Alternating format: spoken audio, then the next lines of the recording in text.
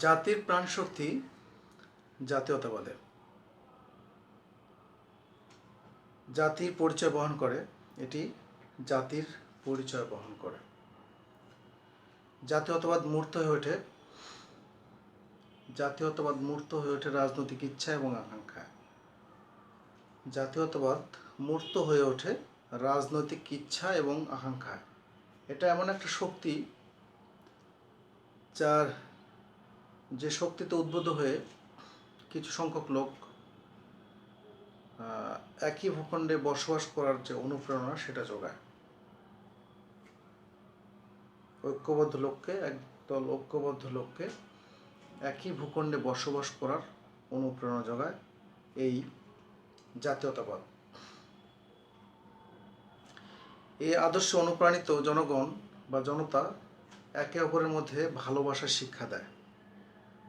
একে অপরের মধ্যে যাতে কোলাহল, গ্যাঞ্জাম, হানাহানি সৃষ্টি না হয় সেই শিক্ষা দেয় এই জাতীয়তাবাদ। প্রতিটি জাতির মধ্যেই রাজনৈতিক ক্ষেত্রে স্বাধীনতা লাভের যে ইচ্ছাই এই জাতিকে ঐক্যবদ্ধ করতে সাহায্য করে। প্রতিটি জাতিকেই এই রাজনৈতিক ইচ্ছাটাই স্বাধীনতা লাভের জন্য সাহায্য করে। জাতীয়তাবাদ এমন একটা শক্তি যাতে উদ্বুদ্ধ হয়ে জনগণ নিজের জীবন দিতে পারে স্বাধীনতার জন্য, নিজেদের মুক্তির জন্য নিজের জীবন পর্যন্ত দিয়ে দিতে পারে। এই আদর্শ উদ্বুদ্ধ জনতা নিজের উন্নতির জন্য জীবন দিয়ে দিতে পারে। এটা নিজের জাতিকে ভালোবাসতে শিক্ষা দেয়। জাতীয়তাবাদ কখনোই জাতিকে এই শিক্ষা দেয় না যে নিজেদেরকে ভালোবাসবে এবং অপর জাতিকে ঘৃণা করবে। জাতীয়তাবাদ কখনোই শিক্ষা দেয় না যে আমি আমার নিজের দেশকে ভালোবাসবো বা নিজের জাতিকে ভালোবাসবো আর অন্য জাতিকে ঘৃণা করব। এই শিক্ষা কখনোই দেয় না। বরং এই শিক্ষা দেয় যে আমি আমার দেশকে, আমার জাতিকে ভালোবাসবো এবং অন্য বা অপর জাতিকে আমি শ্রদ্ধা করব। ঘৃণা করব না, আমি শ্রদ্ধা করব। এটাই হলো প্রকৃত জাতীয়তাবাদের উদাহরণ। এটাই হচ্ছে প্রকৃত জাতীয়তাবাদ। সমস্ত সংকীর্ণতার ঊর্ধ্বে জাতিকে আত্মপ্রত্যয়ের শিক্ষা দেয় জাতীয়তাবাদ। মূলত আদর্শ জাতীয়তাবাদ নিজেদের ভালোবাসতে শিক্ষা দেয় এবং অপর জাতিকে প্রতি শ্রদ্ধা বোধের শিক্ষা দেয়। এই হচ্ছে মূলত জাতীয়তাবাদ। আশা করছি তোমরা কিছুটা হলেও অনুধাবন করতে পেরেছ। এক কথা বলতে গেলে জাতীয়তাবাদ হচ্ছে এমন একটা মানসিক শক্তি যার বলে বলিয়ান হয়ে একজন মানুষ বা একটা জাতি, একটা গোষ্ঠী নিজেদেরকে অন্য জনগোষ্ঠী থেকে নিজেদেরকে আলাদা মনে করে এবং নিজেদের উন্নতির জন্য, নিজেদের মুক্তি শৃঙ্খলের জন্য নিজের জীবন পর্যন্ত বাজি রাখতে পারে, নিজের জীবন পর্যন্ত দিয়ে দিতে পারে। এটাই হচ্ছে জাতীয়তাবাদ। তাহলে আশা করছি কিছুটা হলেও তোমাদেরকে অনুধাবন করতে পেরেছি। এখন কিছু পয়েন্ট আছে, এই পয়েন্টগুলো আমরা আলোচনা করব। রাজনৈতিক আদর্শ হিসাবে জাতীয়তাবাদের কিছু পয়েন্ট আকারে লিপিবদ্ধ আছে, সেই পয়েন্টগুলো আমরা আলোচনা করব।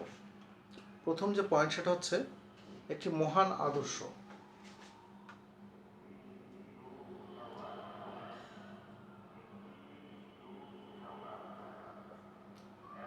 একটি মহান আদর্শ। জাতীয়তাবাদ হলো একটি মহান আদর্শ, একটি গভীর অনুপ্রেরণা, যে অনুপ্রেরণায় উদ্বুদ্ধ হয়ে জনগণ নিজের জাতির জন্য, উন্নতির জন্য যে কোনো কাজ করতে সে সক্ষম এবং সেই কাজের জন্য সে যে কোনো কিছুই করতে পারে আর কি, এবং নিজেদেরকে অন্যদের থেকে আলাদা ভাবতে শিক্ষা দেয়। জাতীয়তাবাদ জাতিকে ঐক্যবদ্ধভাবে একাত্ম করে, দেশপ্রেমে উদ্বুদ্ধ করে। এটা হচ্ছে জাতীয়তাবাদ, একটি মহান আদর্শ। দ্বিতীয় পয়েন্ট হচ্ছে স্বাধীনতা সংগ্রামের উদ্দীপক।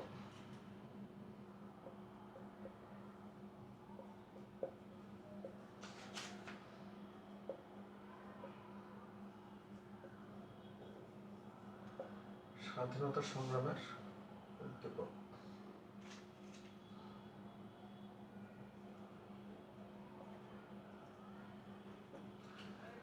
স্বাধীনতা সংগ্রামের উদ্দীপক। মুক্তিকামী দেশের জন্য জাতীয়তাবাদ হচ্ছে আশীর্বাদ স্বরূপ বলা হয়। যে রাষ্ট্রগুলো এখনো স্বাধীন হয়নি কিন্তু স্বাধীনতা চাচ্ছে, সেই রাষ্ট্রগুলোর জন্য জাতীয়তাবাদ একটা আশীর্বাদ স্বরূপ। এই জাতীয়তাবাদে উদ্বুদ্ধ হয়ে জনগণ নিজেদেরকে মুক্ত করার জন্য স্বাধীনতা যুদ্ধ, মুক্তিযুদ্ধ ঝাঁপিয়ে পড়ে এবং সহস্র লক্ষ শহীদের বিনিময়ে, রক্তের বিনিময়ে সেই জাতি স্বাধীনতা অর্জন করে। এরকম উদাহরণ রয়েছে। আমাদের বাংলাদেশের কথা বলা যায়, আবার ভারতের কথা বলা যায়। ভারত স্বাধীনতা এবং বাংলাদেশের স্বাধীনতা, জাতি এই জাতীয়তাবাদে উদ্বুদ্ধ হয়ে কিন্তু পাকিস্তানের কাছ থেকে বাংলাদেশ মুক্তিযুদ্ধের মাধ্যমে স্বাধীনতা নিয়ে এসেছে। বাংলাদেশকে আলাদা একটা রাষ্ট্রে পরিণত করতে সাহায্য করেছে এই জাতীয়তাবাদ। এবার তৃতীয় পয়েন্ট দেখব,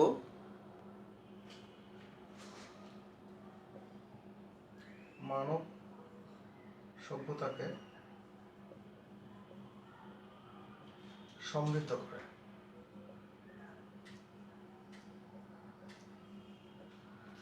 মানব সভ্যতাকে সমৃদ্ধ করে। জাতীয়তাবাদ মানব সভ্যতাকে সমৃদ্ধ করেছে কিভাবে? ইতালির দার্শনিক মাৎসেনি, তিনি জাতীয়তাবাদের জনক। তিনি বলেছেন যে বিভিন্ন গুণ ও প্রতিভার বিকাশের মাধ্যমে জাতীয়তাবাদ মানব সভ্যতাকে সমৃদ্ধ করেছে। প্রত্যেকটা জাতির নিজস্ব কিছু বৈশিষ্ট্য, নিজস্ব কিছু গুণ আছে, আলাদা কিছু গুণ বা বৈশিষ্ট্য আছে, যেটা জাতীয়তাবাদের মাধ্যমে সেই গুণ বা বৈশিষ্ট্য সেটা আরও বৃদ্ধি পায়, সেটার বিকাশ ঘটে, সেই গুণাবলীর বিকাশ ঘটে। এইভাবেই জাতীয়তাবাদ বিশ্ব সভ্যতাকে সমৃদ্ধ করেছে সেই গুণাবলীর মাধ্যমে। সেই রাষ্ট্রের তো উন্নতি হচ্ছে, পক্ষান্তরে আশেপাশের রাষ্ট্রগুলো সেই উন্নতির সেই ছোঁয়া লেগে আশেপাশের বা শেষ রাষ্ট্রগুলো, আশেপাশের প্রতিবেশী রাষ্ট্রগুলো কিন্তু আস্তে আস্তে উন্নতির শিখরে পৌঁছে যাবে। একটা জিনিস তোমরা খেয়াল করবে যে রাষ্ট্র, যদি কোনো রাষ্ট্র ধনী বা অনেক উন্নতির শিখরে ওঠে, আশেপাশের রাষ্ট্রগুলো কিন্তু আস্তে আস্তে সেই রাষ্ট্রের সাথে সাথে উন্নতির দিকে যায়। কারণ হচ্ছে পলিসি, অর্থাৎ ওই রাষ্ট্রটা কীভাবে উন্নতিতে গেল সেই পলিসি কিন্তু আশেপাশের রাষ্ট্রগুলো ফলো করার চেষ্টা করে এবং সেইভাবেই আশেপাশের রাষ্ট্রগুলো উন্নতির দিকে ধাবিত হয়। যাই হোক,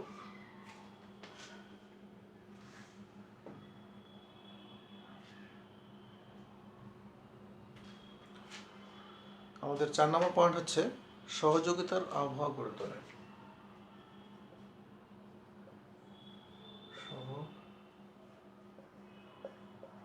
সহযোগিতা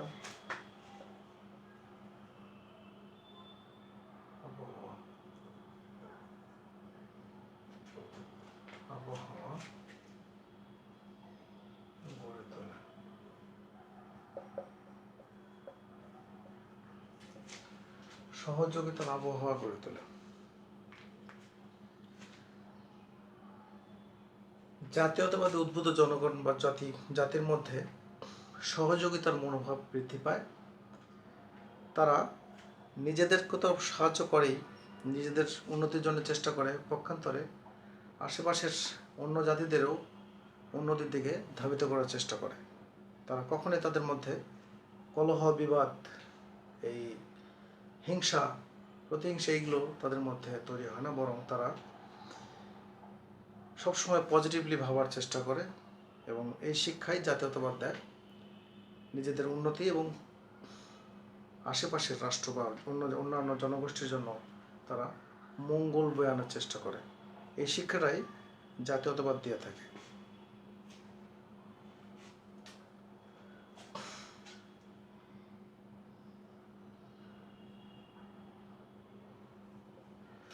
পাঁচ নম্বর পয়েন্ট হচ্ছে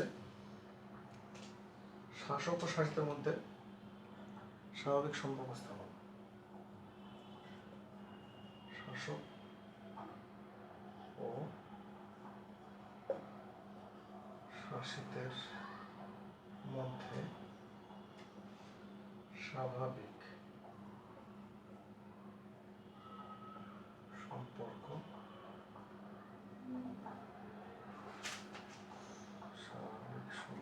স্থাপন। শাসক ও শাসিতের মধ্যে স্বাভাবিক সম্পর্ক স্থাপন। জাতীয়তাবাদ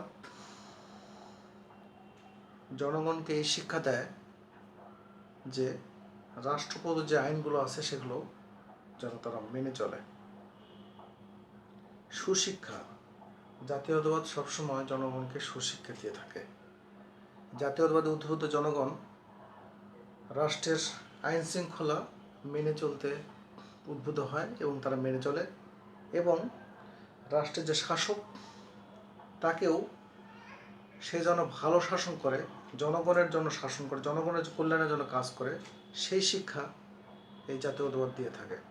এর ফলে কি হয়, শাসক এবং শাসিতের মধ্যে একটা সুসম্পর্ক গড়ে ওঠে, ভালো একটা সম্পর্ক গড়ে ওঠে। শাসকের সাথে তখনই কিন্তু জনগণের বা শাসিতের ভালো সম্পর্ক তৈরি হবে যখন শাসক বন্ধুসুলভ হবে। তোমরা অনেকেই কানাডার প্রধানমন্ত্রীকে দেখবে, জাস্টিন ট্রুডো। সে অহরহ জনগণের মধ্যে মিশে যাচ্ছে, জনগণের সাথে অহরহ তার সে কড়াকড়ি করতেছে, করমর্দন করতেছে, শুভেচ্ছা বিনিময় করতেছে। আশেপাশে দেখা যাচ্ছে তার সিকিউরিটি গার্ড কোথায় আছে দেখা যাচ্ছে না, হয়তো আছে কিন্তু সেটা প্রতীয়মান হয় না সাধারণ জনগণের কাছে। সে অহরহই কিন্তু জনগণের মধ্যে মিশে যেতে পারে। এর কারণ হচ্ছে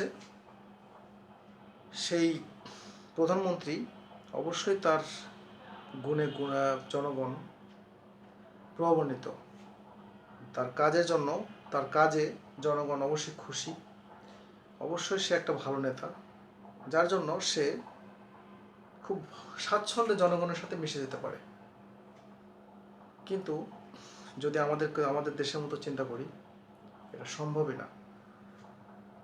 আমাদের দেশের প্রধানমন্ত্রী বলি যে একদম সাধারণ এমপি মন্ত্রী, তারাও কিন্তু জনগণের সাথে সহজে মিশে যেতে পারে না।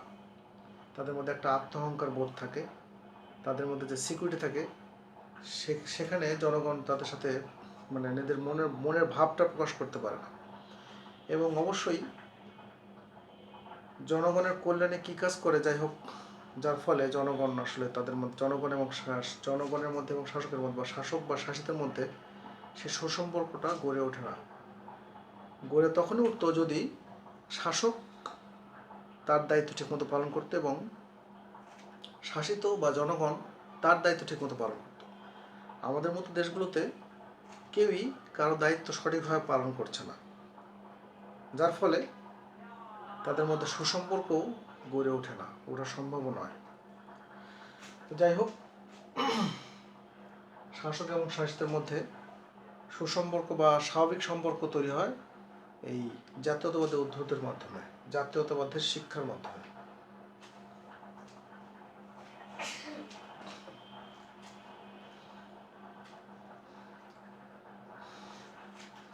এরপরে আমরা পয়েন্ট দেখব 6 নম্বর পয়েন্ট, গণতন্ত্র প্রতিষ্ঠা।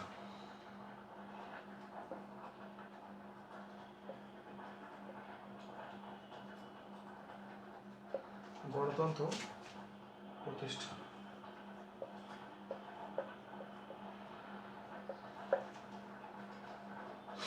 গণতন্ত্র প্রতিষ্ঠা।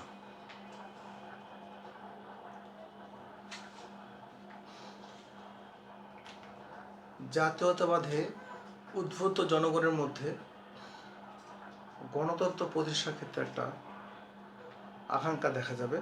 তারা অবশ্যই একনায়কত্ব, রাজতন্ত্র এগুলো তারা অবশ্যই বয়কট করে এবং গণতন্ত্রের প্রতি তাদের একটা আকাঙ্ক্ষা থাকে। তারা গণতন্ত্র চায়, যেহেতু অপেক্ষাকৃত প্রতিটা শাসকের চাইতে গণতন্ত্র অপেক্ষাকৃত উত্তম শাসন ব্যবস্থা। আর জাতীয়তাবাদ যেহেতু উত্তম শিক্ষা দিয়ে থাকে, তাই জাতীয়তাবাদে উদ্ভূত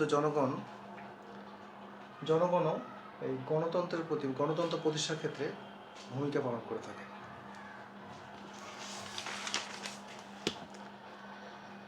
এরপরে 7 নম্বর পয়েন্ট, আন্তর্জাতিকতার পরিপূরক।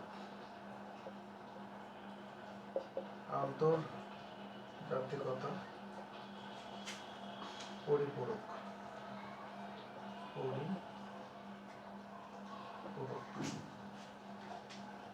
আন্তর্জাতিকতার পরিপূরক। এই জাতীয়তাবাদ জনগণকে শুধু নিজের জাতিকে ভালোবাসতে শেখায় না, নিজের জাতির উন্নতি করতে শেখায় না, বরং জাতীয়তাবাদ শিক্ষা দেয় নিজের জাতিকে উন্নতি করার পাশাপাশি আন্তর্জাতিকভাবে অর্থাৎ অন্যান্য জাতির উন্নতির জন্য কাজ করার শিক্ষা দেয়।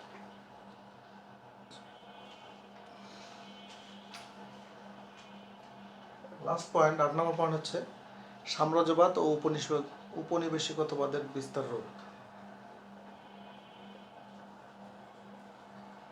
সাম্রাজ্যবাদ ও ঔপনিবেশিকতা।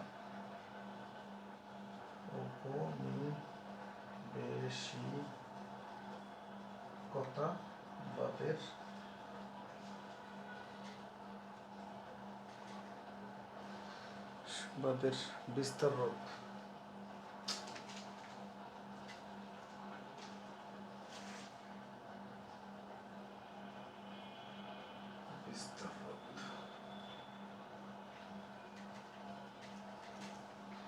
সাম্রাজ্যবাদ ও ঔপনিবেশিকতাবাদের বিস্তার রোধ।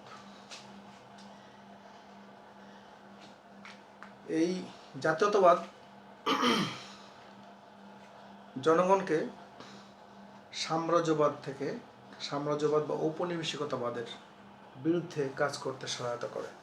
কখনোই অন্য জাতি বা অন্য গোষ্ঠী দ্বারা নিজেদের শোষিত হবে, এটা কখনোই জাতীয়তাবাদ মেনে নিতে পারে না, জাতীয়তাবাদের উদ্ভূত জনগণ মেনে নিতে পারে না। যার ফলে কি হয়, তারা নিজেদেরকে স্বাধীন করার জন্য নিজের জীবন পর্যন্ত বাজি রাখতে পারে। এরকম উদাহরণ দেওয়া যায়, বাংলাদেশ এবং ভারতের উদাহরণ দেওয়া যায়। ঔপনিবেশিকতা যেমন সেই ব্রিটিশ সাম্রাজ্য প্রায় 200 বছরের শাসন অবসান ঘটে ভারতবর্ষে। 1947 সালে ভারত স্বাধীন হয় এবং ব্রিটিশরা ভারতবর্ষ থেকে চলে যায়।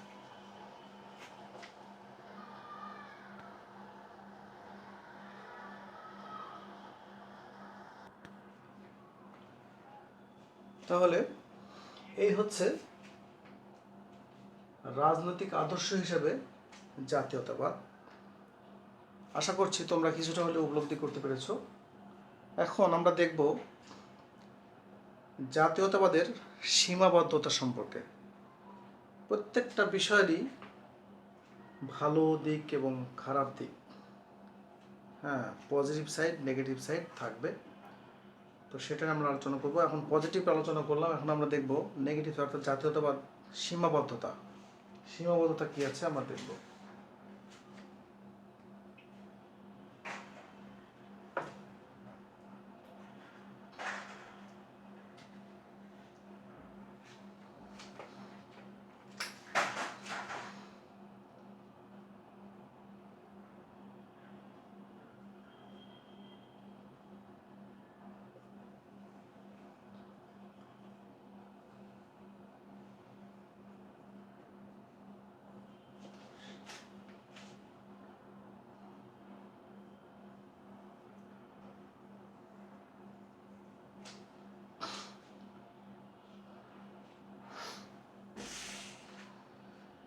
জাতীয়তাবাদের সীমাবদ্ধতা।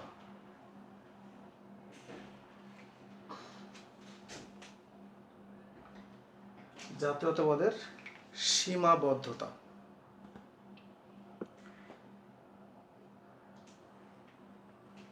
যদিও জাতীয়তাবাদের পক্ষে অনেক রাষ্ট্রবিজ্ঞানী, অনেক মনীষী আলোচনা করেছেন, অনেক কথাই আমরা বললাম, কিন্তু এর বিপক্ষেও অনেক রাষ্ট্রচিন্তাবিদ, অনেক মনীষী বলে গেছেন। অনেকে বলেছেন যে জাতীয়তাবাদ মানব সভ্যতার পক্ষে হুমকি স্বরূপ, মানব সভ্যতা বিশ্ব শান্তির জন্য হুমকি স্বরূপ, এরকম কথা বলেছেন। তো দেখি আমরা কেমন হুমকি স্বরূপ। প্রথমত, এটা পয়েন্ট আকারে আলোচনা নেই, প্রথম দ্বিতীয় এইভাবে আলোচনা করা আছে। প্রথমত বলছে জাতীয়তাবাদের ভিত্তিতে রাষ্ট্র সৃষ্টি হলেই যে সেই রাষ্ট্র জনগণের অধিকার, জনগণের স্বাধীনতা নিশ্চিত করতে পারবে, এর কোনো কিন্তু ভিত্তি নেই, এর কোনো ভিত্তি নেই। অর্থাৎ জাতীয়তাবাদের ভিত্তিতে যদি রাষ্ট্র তৈরি হয়, সেই রাষ্ট্রই কিন্তু জনগণের সকল আকাঙ্ক্ষা, সকল চাহিদা পূরণ করতে পারবে, তার কোনো ভিত্তি নেই। এমন অনেক রাষ্ট্র রয়েছে যে জাতীয়তাবাদের ভিত্তিতে সৃষ্টি না হলেও সেখানে অনেক জাতির লোক বসবাস করার পরেও সেখানে কিন্তু জনগণের মধ্যে স্বাধীনতা রয়েছে, জনগণের মধ্যে জনগণের অধিকার, জনগণের যে অধিকার তারা সবসময় জনগণের অধিকার পেয়ে থাকে। অর্থনৈতিক অধিকার, রাজনৈতিক অধিকার, সামাজিক অধিকার, সব রকম অধিকারই তারা পেয়ে থাকে। যেমন সুইজারল্যান্ডের কথা বলা যায়। সুইজারল্যান্ডে একাধিক জাতি থাকার পরেও সেখানে কিন্তু সেই জাতিতে, সেই রাষ্ট্রে কিন্তু সব রকম সুযোগ সুবিধায় জনগণ পেয়ে থাকে। কিন্তু এমন কোনো গ্যারান্টি দেওয়া যাবে না, এমন কোনো কিছু বলা যাবে না যে জাতীয়তাবাদের ভিত্তিতে রাষ্ট্র তৈরি হলে সেই জনগণের মধ্যে সব রকম চাহিদা পূরণ হবে। এরপরে বলছে দ্বিতীয়ত, ভৌগোলিক কারণের জাতীয়তাবাদকে সমর্থন করা যায় না। ভৌগোলিক কারণে কেন করা যায় না? এমন অনেক জাতি রয়েছে যারা একই রাষ্ট্রে বসবাস করছে, অনেকগুলো জাতি একই রাষ্ট্রে বসবাস করছে। এখন যদি জাতীয়তাবাদের ভিত্তিতে যদি প্রত্যেকটা জাতিকে আলাদা আলাদা করে রাষ্ট্র গঠন করতে দেওয়া হয়, তাহলে এটা প্রায় অসম্ভব। যেমন আমেরিকার কথা বলা যায়, সুইজারল্যান্ড, ব্রিটেন, সেখানে কিন্তু অনেক জাতির বসবাস। তাদেরকে আলাদা করে বসবাস করতে দিলে তাহলে ছোট ছোট একটা রাষ্ট্র তৈরি হবে। সেই রাষ্ট্রগুলো কিন্তু সব দিক দিয়ে স্বয়ংসম্পূর্ণ হবে না এবং পরবর্তী রাষ্ট্র কিন্তু ভেঙেও যেতে পারে। আচ্ছা, এরপরে তৃতীয়ত, গণতন্ত্রের স্বার্থে জাতীয়তাবাদ অপরিহার্য, এই যুক্তির কোনো ভিত্তি নেই। জাতীয়তাবাদ গণতন্ত্রের জন্য যে অপরিহার্য, এর যুক্তির কোনো ভিত্তি নেই। এমন অনেক রাষ্ট্র রয়েছে যেখানে একাধিক জাতি থাকার পরেও সেখানে কিন্তু সুন্দর ভালো গণতন্ত্র চর্চা হচ্ছে। যেমন আমেরিকা, ব্রিটেন, সুইজারল্যান্ড, এরকম অনেক দেশের কথাই বলা যায়, গ্রেট ব্রিটেন। এরকম অনেক দেশে কোথায় বলা যায় যেখানে একাধিক জাতির বসবাস থাকার পরেও সেখানে কিন্তু সুস্থ ধারার গণতন্ত্র চর্চা হয়, যেটা অনেক এক জাতি নিয়ে গঠিত রাষ্ট্রের মধ্যেও কিন্তু সেটা হয় না। আচ্ছা, চতুর্থত, বিশ্বে অনেক প্রতিষ্ঠিত রাষ্ট্র রয়েছে যেগুলোতে জাতীয়তাবাদের নীতি বাস্তবায়িত হলে রাষ্ট্রগুলো ভেঙে যাবে। বিশ্বে অনেক প্রতিষ্ঠিত রাষ্ট্র রয়েছে। প্রতিষ্ঠিত রাষ্ট্র বলতে বিশ্বে আমরা প্রথম সারির যে কয়টা রাষ্ট্র বলি সেই রাষ্ট্রগুলোর মধ্যে অন্যতম, যেমন আমেরিকা, যেমন সুইজারল্যান্ড, যেমন গ্রেট ব্রিটেন, যেমন এরকম রাষ্ট্রগুলো একাধিক জাতি নিয়ে গঠিত। এখন প্রত্যেকটা জাতি যদি আলাদা আলাদা রাষ্ট্র গঠন করতে দেওয়া হয় তাহলে কিন্তু সেই রাষ্ট্রগুলো ভেঙে যাবে এবং ক্ষুদ্র ক্ষুদ্র রাষ্ট্রের সৃষ্টি হবে এবং যেটা বিশ্ব সভ্যতা বা বিশ্বের জন্য হুমকি স্বরূপ হয়ে যাবে এবং ওই রাষ্ট্রগুলো কিন্তু পরবর্তী টিকতে নাও পারে। বিভিন্ন সমস্যার কারণে দেখাচ্ছে সেই রাষ্ট্রগুলো ভেঙে যাবে। ক্ষুদ্র ক্ষুদ্র জাতিভিত্তিক রাষ্ট্র অর্থনৈতিক দিক দিয়ে দুর্বল হয়ে পড়বে। এটা পঞ্চম বলছে যে ক্ষুদ্র ক্ষুদ্র রাষ্ট্র অর্থনৈতিক দিক দিয়ে দুর্বল হতে পারে, হওয়ার সমানই বেশি, এবং এর অর্থনৈতিক দিক দিয়ে দুর্বল হওয়ার পরে কী হবে, বিশ্ব রাজনীতিতে তারা নিরাপত্তার জন্য শক্তিশালী রাষ্ট্রের দাবিদারি করবে, শক্তিশালী যে রাষ্ট্র তার দাবিদারি করবে। এরপরে কী হবে, এর ফলে আন্তর্জাতিক উত্তেজনা কেবল বৃদ্ধি পাবে, তাদের নিজস্ব স্বাধীনতা বলে কিছু থাকবে না এবং পরবর্তীতে রাষ্ট্র ভেঙে যাওয়ার সম্ভাবনাই বেশি, এই রাষ্ট্র টিকবে না। আচ্ছা, এরপরে ষষ্ঠত বলছে জাতীয়তাবাদের নীতি প্রয়োগ করতে গিয়ে অনেক সময় অন্যান্য নীতি বিসর্জন দিতে হয়। জাতীয়তাবাদের নীতি প্রতিষ্ঠিত করার জন্য অনেক সময় অন্যান্য নীতি বিসর্জন দিতে হয়। জাতীয়তাবাদী নীতিকে সুযোগ মতো বিভিন্ন সময় বিভিন্নভাবে ব্যাখ্যা দেওয়া হয়। অনেক সময় জাতীয়তাবাদী উদ্বুদ্ধ জনগণ বা জনগোষ্ঠীর চাপে যখন একটা রাষ্ট্র সৃষ্টি হয় তখন ওই রাষ্ট্রের অন্য জাতি তারা আর জাতীয়তাবাদে উদ্বুদ্ধ হলেও তাদের কিন্তু আর স্বীকৃতি দেওয়া হয় না। তারা যতই উদ্বুদ্ধ হোক, তারা যতই আলাদা হওয়ার চেষ্টা করুক, তাদের কিন্তু স্বীকৃতি দেওয়া হয় না, তাদের বরদাস্ত করা হয় না। এরকম অনেক রয়েছে। ভারতের কথা বলা যায়, ভারতে কিন্তু অনেক স্টেট আছে তারা আলাদা হওয়ার চেষ্টা করে, অনেক সময় আলাদা হতে চায়, অনেক সময় তাদের জনগণ, কিন্তু এটা ভারত সরকার কিন্তু এটা বরদাস্ত করবে না। আচ্ছা, এরপর বলছে সপ্তমত, সব ক্ষেত্রে বহুজাতি ভিত্তিক রাষ্ট্রগুলোর চেয়ে এক জাতিভিত্তিক রাষ্ট্র শক্তিশালী, এটা মেনে নেওয়া যায় না, এটা সত্য নয়। বরং ওই এক জাতিভিত্তিক রাষ্ট্রের চাইতে বহুজাতি ভিত্তিক অনেক রাষ্ট্র রয়েছে যেগুলো অনেক শক্তিশালী, সব দিক দিয়ে শক্তিশালী। সে আলোচনা করে, সে আবার সেটা বলা যায় সেই রাষ্ট্রগুলোর কথা, যেমন সুইজারল্যান্ড, আমেরিকা, গ্রেট ব্রিটেন। এই রাষ্ট্রগুলো বহুজাতির ভিত্তিতে তৈরি হওয়ার পরেও তারা কিন্তু অনেক শক্তিশালী, অনেক মজবুত। এরপরে অষ্টমত বলছে, অনেক সমালোচক বলেন যে উগ্র জাতীয়তাবাদের ফলে উদ্বুদ্ধ হয়ে যে রাষ্ট্রগুলোর সৃষ্টি হয় সেই রাষ্ট্রগুলো কিন্তু অনেক সময় আশেপাশের রাষ্ট্রগুলোর জন্য হুমকি স্বরূপ। কেমন? তারা অনেক সময় সেই উগ্রবাদী রাষ্ট্র অনেক সময় নিজের নিরাপত্তার অজুহাতে আশেপাশের রাষ্ট্রগুলোর দখল করার বা সাম্রাজ্য বিস্তারের চেষ্টা করতে পারে। নবম বলছে জাতীয়তাবাদী উগ্রতা কোনো জাতিভিত্তিক রাষ্ট্র সৃষ্টি করতে পারে, কিন্তু সেই রাষ্ট্রের যথেষ্ট অর্থনৈতিক সম্পদ না থাকলে সেই রাষ্ট্র টিকিয়ে রাখতে পারে না। দশম বলছে জাতীয়তাবাদ নীতির প্রয়োগের কতগুলো বাস্তব অসুবিধা আছে। প্রয়োগের জাতিভিত্তিক রাষ্ট্রের ভূখণ্ডে বসবাসকারী সংখ্যালঘু সম্প্রদায়, অর্থাৎ যদি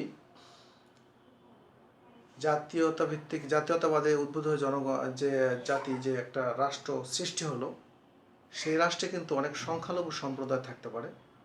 সেই সংখ্যালঘু সম্প্রদায় ওই উগ্র জাতীয়তাবাদী জনগণের দ্বারা অনেক সময় অত্যাচারের শিকার হতে পারে, অনেক সময় হামলার শিকার হতে পারে, জীবন নাশের হুমকি স্বরূপ হতে পারে।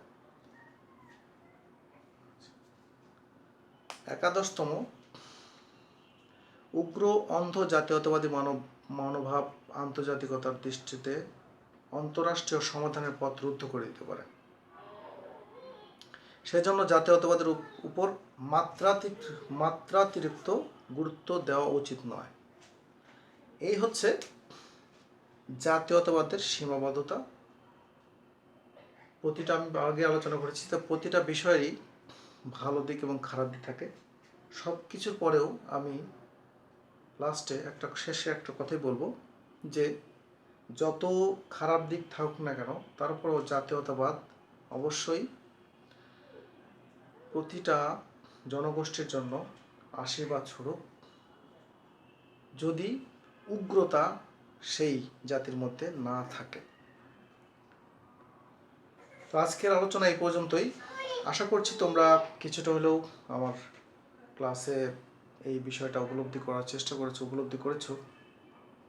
যদি কোনো সমস্যা থাকে বা সমস্যা হয়, তোমরা অবশ্যই কমেন্টস করে জানাবে। আজকে এই পর্যন্তই। আগামী ক্লাসে তোমাদের সাথে আবার দেখা হবে। সে পর্যন্ত তোমরা ভালো থাকো, সুস্থ থাকো। আল্লাহ হাফেজ।